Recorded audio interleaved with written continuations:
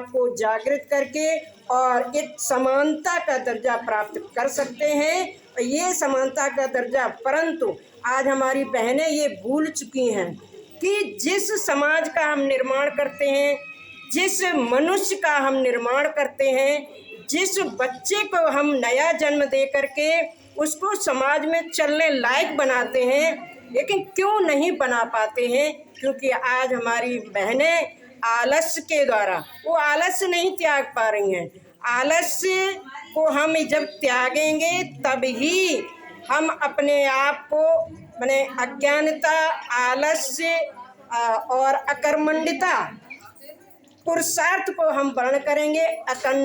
अकर्मण्यता को हम छोड़ करके, आलस्य को छोड़ करके हम जब 8 बजे सो के उठेंगे तो हम अपने बच्चों को क्या संस्कार देंगे? तो प्रातः उठने का समय हमें आज संकल्प लेना चाहिए। इस महिला दिवस पर मैं यही संदेश देना चाहूँगी कि इस महिला दिवस के अवसर पर अपने आप को सबल बनाना है, समाज में चलने लायक बनाना है, तो अपनी अंतर्निहित शक्तियों को जागृत करना होगा। और अपने बच्चों को अच्छे संस्कार हम तभी दे सकते हैं जब हमारे अपने अंदर अच्छे संस्कार होंगे।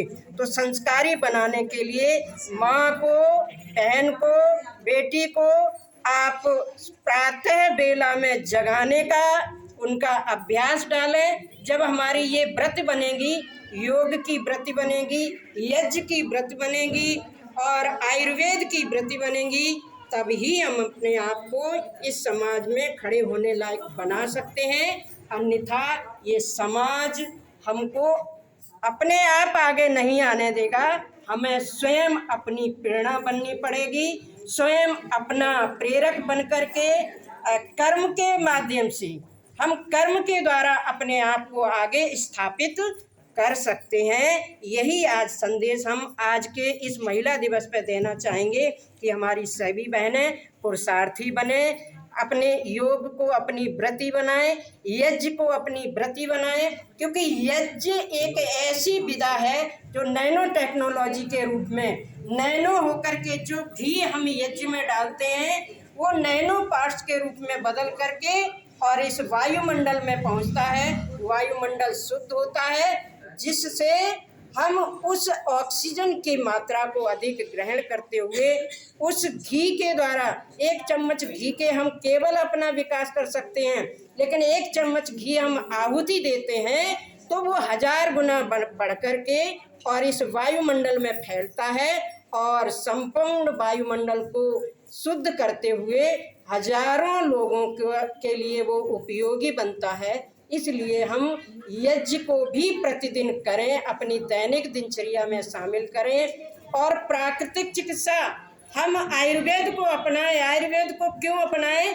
क्योंकि आयुर्वेद ही वो विधा है, आयुर्वेद वो दवाएं हैं जो कि हमारी एनर्जी को समाप्त नहीं करती हैं, बल्कि हमारी रोग प्रतिरोधी क्षमता को बढ़ाती हैं, एनर्जी को बढ़ाती हैं। और जब व्यक्ति के अंदर एनर्जी होगी, जब व्यक्ति के अंदर उनके अंदर वो इम्यूनिटी पावर अधिक होगी, तो वो उनके अंदर हमारे रोगों से लड़ने की क्षमता अधिक होगी। और जब हमारे अंदर रोगों से लड़ने की क्षमता अधिक होगी तो हम अपने आप को रोगों से बचा सकते हैं। इसलिए आयुर्वेद को अपनाएं। और प्राकृतिक चिकित्सा को क्यों अपनाएं? क्योंकि हमारा शरीर जो है एल्कलाइन नेचर का है, हमारे शरीर में स्वतः ही क्या एसिड बनता रहता है और हम एसिडिक चीज़ें बहुत अधिक खाते रहते हैं, तो और अधिक एसिड बनता है, जिससे वो एसिड के रूप में, टॉक्सिन्स के रूप में हमारे शरीर में वो जमा रहता है और वही हमारे रोग का कारण बनता है। इसलिए हम प्राकृतिक चिकित्सा के द्वारा, हम नस्य कर्म के द्वारा, हम षटकर्म पंचकर्म के द्वारा, पंच महाभूत चिकित्सा के द्वारा हम अपने उन टॉक्सिन्स को शरीर से बाहर निकाल करके अपने अंग प्रत्यंग, जो हमारे 72 करोड़ 72 लाख 10,000 नस नाड़ियाँ हैं, उनको हम शुद्ध कर सकते हैं। अपने शरीर में जमे हुए टॉक्सिन्स को बाहर निकल के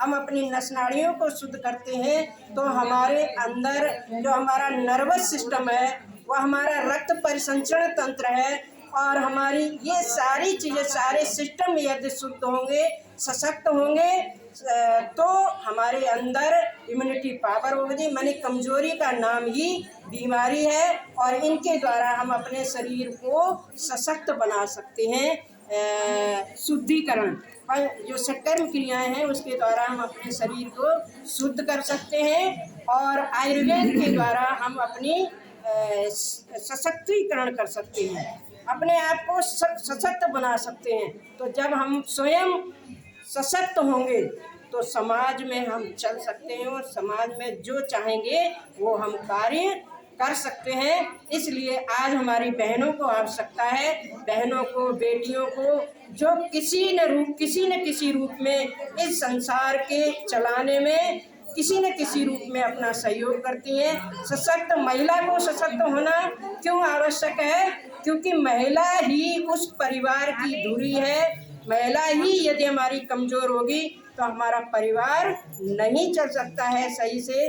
तो परिवार को सही चलाने के लिए, राष्ट्र को सही चलाने के लिए, हमारे इस समाज को सही चलाने के लिए हम अबला नहीं सबला बन करके जीना होगा। और सबला हम तभी बन सकते हैं जब इनको योग, आयुर्वेद, नेचुरोपैथी, प्राकृतिक चिकित्सा, आयुर्वेद को अपनाएंगे, षटकर्म पंचकर्म को अपनाएंगे और अपनी जीवन पद्धति को बदलेंगे। यदि हमारी सात्विक जीवन पद्धति है तो सात्विक जीवन पद्धति को अपनाते हुए हम अपने आप को सबल बना सकते हैं। और इसका एकमात्र उपाय है, वो है योग, आयुर्वेद, यज्ञ, प्राकृतिक चिकित्सा और षटकर्म पंचकर्म। षटकर्म पंचकर्म के साथ साथ हमें अपने मेटाबॉलिज्म को सही रखने के लिए, पाचन तंत्र को सही रखने के लिए हम उपवास करते हैं। उपवास हमारे मेटाबॉलिज्म को ठीक रखता है। मेटाबॉलिज्म का मतलब हमारा पाचन तंत्र को सही रखता है, और पाचन तंत्र यदि हमारा सही है तो हम जो खाएंगे उसका पाचन सही से होगा, और जब हमारे उस भोजन का सही से पाचन होगा तो हमें सभी पोषक तत्व भरपूर मात्रा में मिलते रहेंगे और हमारी इम्यूनिटी पावर स्ट्रॉन्ग रहेगी। और जब इम्यूनिटी पावर स्ट्रॉन्ग रहेगी तो निश्चित ही हम निरोगी रहेंगे, और अपने लिए तो निरोगी रह करके सबको हम सहयोग भी देंगे तो निरोगी रहेंगे, उपयोगी रहेंगे, सहयोगी बनेंगे। इसके लिए परम पूज्य महाराज श्री ने एक संकल्प लिया है शिवरात्रि पर। इस शिवरात्रि पर जो संकल्प लिया है वो संकल्प लिया है कि हम सभी बहनें योग करें, कराएं, घर से बाहर निकलें, पार्कों में, मंदिरों में, सार्वजनिक स्थानों पर हम योग को करेंगे तो हमारे साथ साथ और भी लोग करेंगे, क्योंकि योग ही दवा है और दुआ है। योग ने ये सिद्ध कर दिया, ये कोरोना काल में परम पूज्य महाराज श्री जी ने ये सिद्ध कर दिया कि यदि संसार में इस विश्व को, यदि कोई विश्व की मानवता को यदि कोई बचा सकता है तो वो योग ही है। और इस योग को हम धन्यवाद। आज महिला पतंजलि योग कार्यालय पर राष्ट्रीय महिला दिवस मनाया गया है और यहाँ कई महिलाओं को सम्मानित किया गया है। बहुत अच्छी बात है। मैं कहना चाहूँगा, बिजली जब चमकती है तो आकाश बदल देती है, बिजली जब चमकती है तो आकाश बदल देती है, तो आंधी जब चलती है, जब आंधी चलती है तो दिन रात बदल देती है, और जब महिला शक्ति गरजती है तो इतिहास बदल देती है, इतिहास बदल देती है। आज महिला दिवस पर ये बहुत बड़ा कार्यक्रम यहाँ हुआ है। पतंजलि कार्यालय पर तमाम महिलाओं को सम्मानित किया गया है। यहाँ सैकड़ों की संख्या में नगर की मौजूद महिलाएं हैं। मैनपुरी से चंद्रपाल शाक्य की रिपोर्ट।